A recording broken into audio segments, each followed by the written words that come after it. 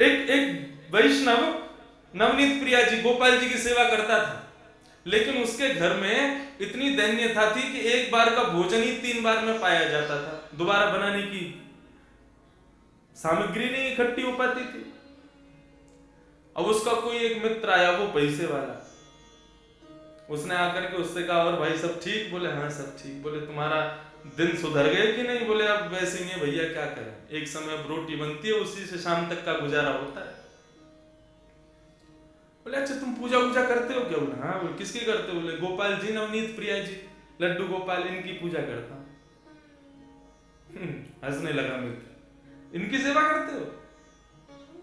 अरे ये भी बेचारे जब इनको पूतना मारने आई ना, स्तनों में विष लगा के, तो ये भी नेत्र बंद करके शंकर जी से मदद मांग रहे थे कि पूतना के स्तन के विष को तुम पी जाओ।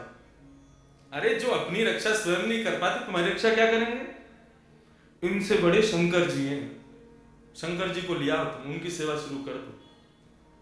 अब बेचारा मरता क्या नहीं करता, सब कर लेते हैं। शंकर जी ले आया दूसरे दिन, और नवनीत प्रिया जी लड्डू गोपाल जी को दूर एक जगह टेबल पे बिठा दिया। बोले तुम्हारी सेवा अब हो गई, तुमने तो कुछ किया नहीं, अब इनकी करेंगे।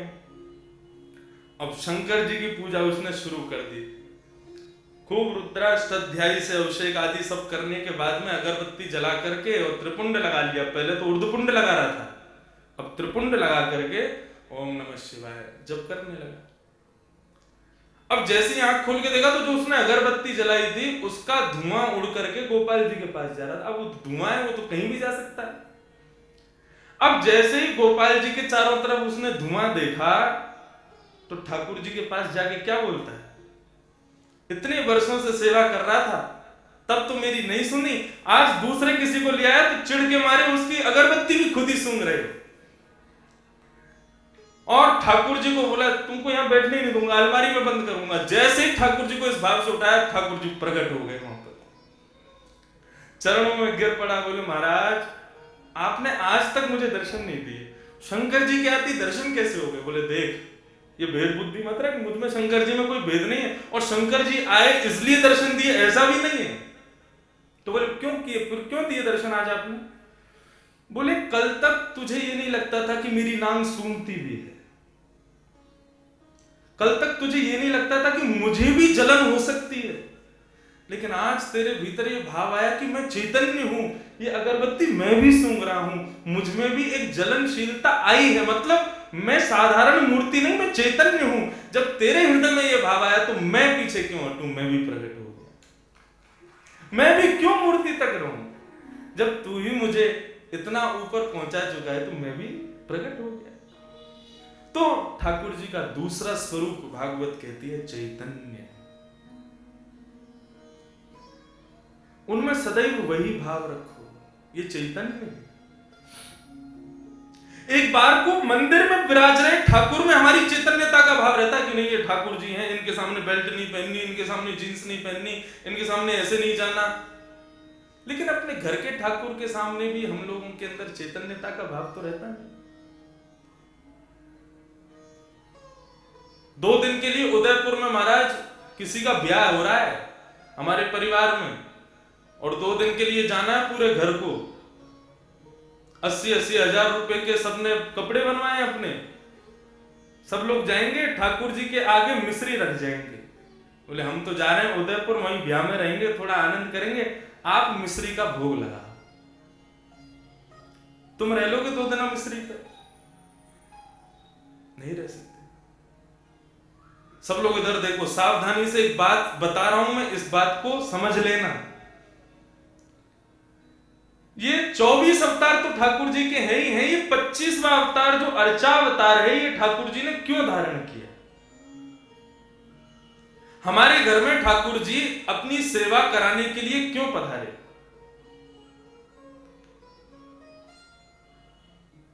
इसके पीछे एक बहुत सुंदर भाव है, सावधानी से सुनिए। पूज्य गुरुदेव भी बैठे, उनसे भी निवेदन, दास के मन में ठाकुर जी की सेवा करते हुए एक भाव आया, तो मेरी इच्छा हुई कि मैं उस भाव को कहूं कि ठाकुर जी सबके यहां सेवा कराने के लिए हर घर में क्यों विराज रहे? आप पूरे नाथ द्वारा को देख लो, हर घर में ठाकुर जी का चित्रपट ही सही विराज रहा होगा। वृंदावन तो प्रसिद्ध है, घर घर तुलसी ठाकुर सेवा, दर्शन गोविंद जी को, अलीरी मोहि लागे वृंदावन नीको। क्यों विराज रहे हैं ठाकुर जी हम सबके घर में?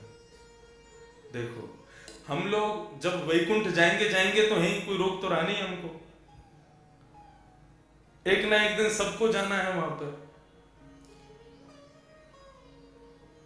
तो यदा कदा हमारे द्वारा किए गए कृत्य के कारण यदि हमें कभी वैकुंठ के अलावा भी लोगों का दर्शन करना पड़ गया, मानो जैसे नरक का दर्शन हो गया या स्वर्ग का दर्शन करना पड़ गया, और उस पश्चात वहां पर बताएगा तुमने ये अपराध किया था इसलिए तुमको ये करना पड़ा, तो हम ठाकुर जी से शिकायत करने लग जाएंगे, प्रभु आपकी इतनी अर्चना करते हैं, इतनी सेवा करते हैं, इतनी पूजा करते हैं, इतना आपका नाम गुणगान करते हैं, उसके बाद भी हमारे जीवन में दुख, उसके बाद भी हमारे जीवन में कष्ट, उसके बाद भी हमारे जीवन में कभी सुख की अनुभूति नहीं, और उसके बाद भी जब हम संसार छोड़ के आए तो नरक का दर्शन। शिकायतें दुनिया भर की हम ठाकुर जी से करने लग जाएंगे। आपने ये नहीं किया, ये नहीं किया, ये नहीं किया, हम ठाकुर जी से शिकायतें करेंगे। भगवान बोले ये मुझसे शिकायत करे उससे पहले इसके यहाँ अर्चावतार रूप धारण करके बैठ जाओ इसके घर में। क्यों? बोले कभी ना कभी ये भी तो अपराध करेगा, सर्दी में कभी मुझे ठंडे जल से नहला देगा, भयंकर सर्दी में कभी मुझे हो सकता है पतला वस्त्र पहना दे, मुझे ठंडी लगे उससे, भयंकर गर्मी में खुद तो एसी में बैठेगा, मुझको पंखा भी नहीं चलाएगा, बिजली का बिल बढ़ जाएगा, मंदिर का पंखा बंद ही रहने दो। ये सारे अपराध ये करेगा मेरे साथ में, लेकिन मैं कभी शिकायत नहीं करूंगा। क्यों? हिसाब बराबर करने के लिए आया हूं, तुझे शिकायत करने योग्य छोड़ूंगा नहीं मैं। तुम भगवान से कुछ कह नहीं सकते कि भाई आपने ऐसा क्यों नहीं किया, आपने ये दुख क्यों किया। भगवान बोले तेरी शिकायत पूरी हो गई, अब मैं करूं शिकायत। भोग बनाते समय सब्जी देख करके भोग लगने से पहले ही तेरा मन ललचा गया था। एक बार भयंकर सर्दी में एक बार मुझे कहीं लेके जा रहे थे, बद्रीनाथ गए थे, मुझे इतना पतला वस्त्र पहनाया, मुझे सर्दी लगी, मैंने कभी शिकायत की तुमसे? तो मनुष्य की जितनी भी शिकायतें हैं उनका हिसाब बराबर हो जाए उसके लिए ठाकुर जी अर्चावतार लेके आए कि आप ठाकुर जी से कुछ कह ना सको। यदि आपने कहा तो फिर ठाकुर जी कहेंगे। कितना भी प्रयास कर लेना, कितनी भी कोशिश कर लेना, अर्चावतार में एक ना एक अपराध तो हम करते ही हैं, लेकिन ठाकुर जी कभी कुछ नहीं कहते। तो वे चैतन्य और ठाकुर जी का तीसरा स्वरूप है आनंदम परमानंदम। ठाकुर जी आनंद स्वरूप है। श्रीनाथ जी का स्वरूप परमानंद प्रदान करता है। हमारे बाल कृष्ण प्रभु ने दुनिया भर के रूप धारण किए, कहीं पर बांसुरी बजा रहे हैं, श्री राधा वल्लभ जी में रोज ब्याह कर रहे हैं, बिहारी जी में नित्य मनोरथ कर रहे हैं, श्री गोपीनाथ गोविंद देव जयपुर में विराज रहे हैं, उनके भी अलग अलग रूप। लेकिन श्रीनाथ जी का जो रूप है, स्वरूप है, इसमें सब विराजमान है, सब विद्यमान है,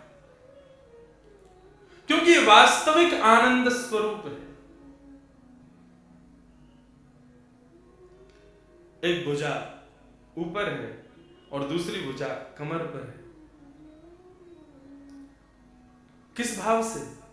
सावधानी से सुनिए कथा बिल्कुल। श्रीनाथ, श्री यानी राधा, श्री यानी श्री किशोरी जी, श्री यानी श्री लाडली जी, और श्री लाडली के संग युक्त होकर के जो नाथ विराजमान है वो है श्रीनाथ। सुन वे तो पहली ताली बजा रहे हो, बात तो पूरी करने दो हमको, जल्दीबाजी मत करो। अब तो पंडाल भी अपना, समय भी अपना, कथा भी अपनी, उत्सव भी अपने, पूरे दिन पूरा दिन है अपने पास, खूब भाव से सुनो कथा। वृंदावन में जो दर्शन नहीं है वो दर्शन श्रीनाथ जी में है। कैसे? आप लोग सब बाहर से बता रहे हैं, इसलिए मैं जो अपने गुरुजनों से, जो अपने बुद्धिजीवियों से जो मैंने सुना, तो मैं कह दूं यहां पर। वृंदावन में किशोरी जी ठाकुर जी के बगल में विराज रही है, और स्वरूप में नहीं है, केवल नाम के रूप में श्री राधा रानी विराजती है वृंदावन में।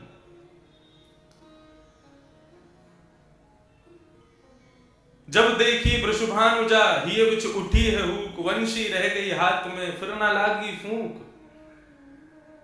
वृंदावन में श्री किशोरी जी अपना स्वरूप नहीं दिखाती। क्यों? क्योंकि एक बार ठाकुर जी मुरली का नाद कर रहे थे, तो एक मयूर मोर नृत्य करता हुआ ठाकुर जी के सामने आया और ठाकुर जी को इशारा करने लगा, चलो हम आपको किसी से मिलवाने ले चले। भगवान बोले किससे मिलवाने ले चलो? चलो तो सही। लेके गया तो एक कुंड में एक गोपी कुंड का जल भर रही थी, तो मयूर इशारा करता है, इनको देखो, इनसे मिलवाने लाए। भगवान बोले कौन है? मयूर बोला खुद ही देखो। अब ठाकुर जी खूब उमड़ घुमड़ करके वेणु बजा रहे हैं, ऐसे ऐसे तान बजावे कि भाई ये घूम के गोपी देखे तो इसका चेहरा दिखे। लेकिन वो गोपी अपने कार्य में व्यस्त थी। लेकिन जैसे ही कार्य पूरा हुआ और जैसे उसने गागर में जल भर के जैसे ही अपने मस्तिष्क पर धारण किया और कार्य पूरा करके जैसे ही पीछे मुड़ी ठाकुर जी की ओर देखा, तब ये पद गाया। बोले जब देखी वृषभानु, जब वो कोई गोपी नहीं है, श्री राधा रानी है। जैसे ही उनका दर्शन किया तो ठाकुर जी बंशी बजाना भूल गए। मतलब उंगलियां तो नर्तन कर रही हैं लेकिन फूंक नहीं निकल रही हृदय से। इतनी सुंदर श्री किशोरी जी। तो जैसे ही देखा कि भैया ये वेणु, ये क्या वेणु पे केवल उंगलियां घुमा रहे हैं, बजा क्यों नहीं रहे? तब किशोरी जी को लगा अरे हमारे स्वरूप में मोहित हो गए। सो किशोरी जी ने घूंघट कर लिया। तब से आज तक श्री लाडली जी वहां घूंघट करके बैठी हैं। क्यों? बोले यहाँ पर भक्त दर्शन करने आएंगे ठाकुर जी का, और यदि मैंने घूंघट ऊपर कर लिया तो ये तो मुझे देखते रहेंगे, भक्तन ने तो देखेंगे ना। तो यहाँ हमारे श्री किशोरी जी घूंघट करके बैठी हैं। लेकिन नाथद्वारा में किशोरी जी कहाँ है? नाथद्वारा में लाडली जी कहाँ है? ये जो स्वरूप है ये श्री लाडली जी का है। एक स्वरूप नहीं है श्रीनाथ जी। ये दोनों स्वरूप जब प्रेम में उन्मुक्त होकर के एक हो गए, तब श्रीनाथ स्वरूप प्रकट हुआ।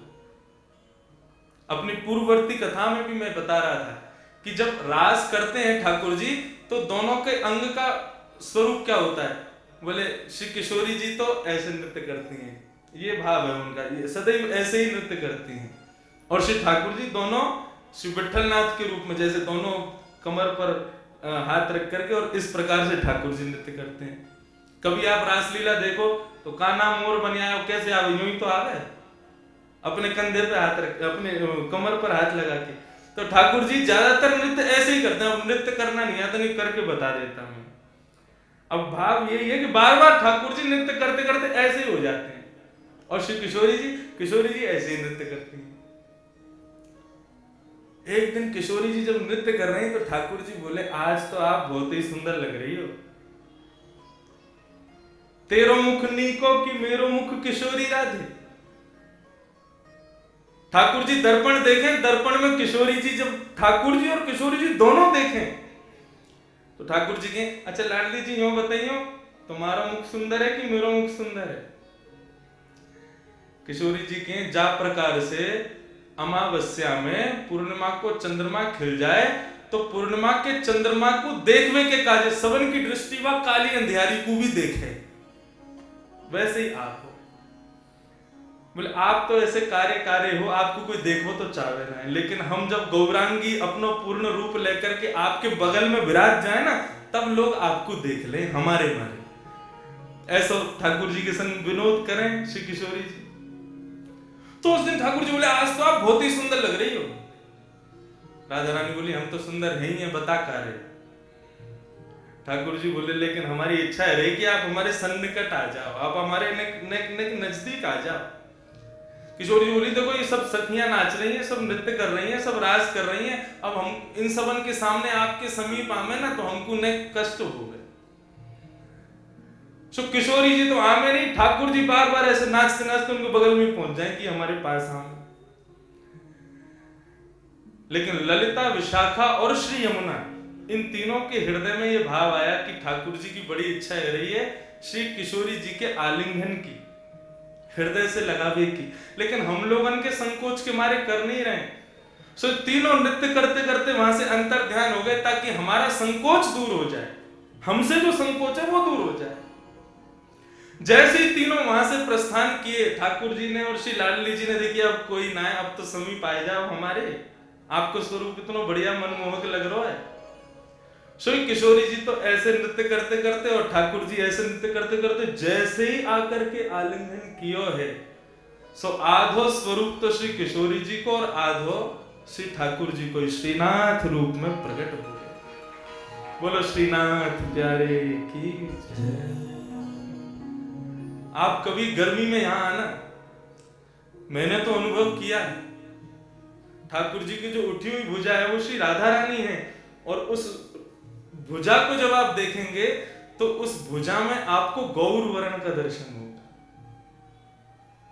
अभी तो ठाकुर जी ने पूरा अंग ढका, केवल मुखमंडल दिखाते हैं, लेकिन कभी गर्मी में आप आओगे तब ठाकुर जी के श्री अंग का दर्शन कीजिएगा, आपको श्री किशोरी जी भी दिखेंगे। तो आधा भाग श्री लाडली जी हैं और आधा भाग श्री ठाकुर जी हैं, दोनों के रूप एक हुए तब श्रीनाथ प्रकट हुए।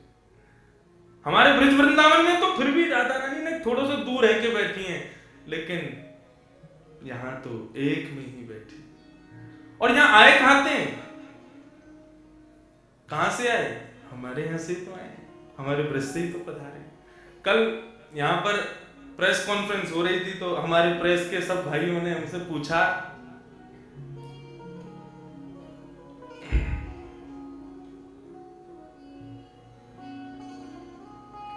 कि महाराज जी आप यहाँ कथा क्यों कर रहे हैं, तो उसके बहुत भाव बताए। एक भाव और आ गया मेरे मन में, अब नाथ द्वारा के जो लोग बैठे हैं वो इस भाव को सुन के कहीं हम पे गुस्सा मत करना, लेकिन हम ब्रजवासी, हमारा भाव है, हमारे भाव आया। मैंने कि हम तो देखो ये हमारे आए हैं कि ब्रजवासी हैं, और जब भी ठाकुर जी को देखें तो पता ना क्यों स्वतः ही मन में भाव आ जाए, ठाकुर जी 11 घंटा चल के आना पड़े आपके दर्शन के काजी, तब आकर के यहाँ पे गाड़ी पहुंचे आपके दर्शन हो में। फ्लाइट से भी आओ तो 6-7 घंटा तो लग ही जाए, ट्रेन से तो पूरी रात लग जाए।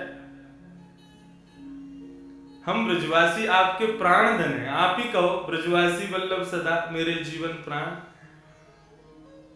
श्री गोवर्धन कभी कभी आपके बगैर सूनो लगे, तो हम ब्रजवासी पे कृपा करो, बहुत दिना विराज ली राजस्थान में, अब जल्दी ब्रजधाम वापस चलो। हमारे हृदय में तो ये भाव आ जाए। तो प्रेस वाले क्या बोले, आप हमारे ठाकुर जी को चुरावे आए हो यहाँ पे? नहीं भैया चुरावे तो ना आए। बोले हमारे ठाकुर जी कहीं ना जाएंगे, अब संभव ही ना है, वो तो यहीं रहेंगे, यहाँ से कहीं नहीं जाएंगे। मैंने कि आप काहे को गुस्सा रहे हो, मतलब ठाकुर जी गए तो आप कौन से यहाँ रहोगे, आप भी आओगे, और मैंने हम सब ब्रजवासी सब आपको स्वागत करेंगे, पधारो भैया हमारे ब्रज में पधारो।